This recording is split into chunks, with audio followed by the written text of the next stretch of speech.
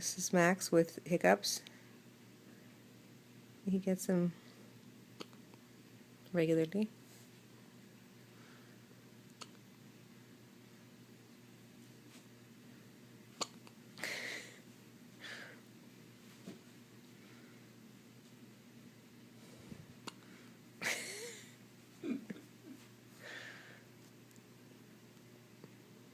You can see he's pretty serious about them.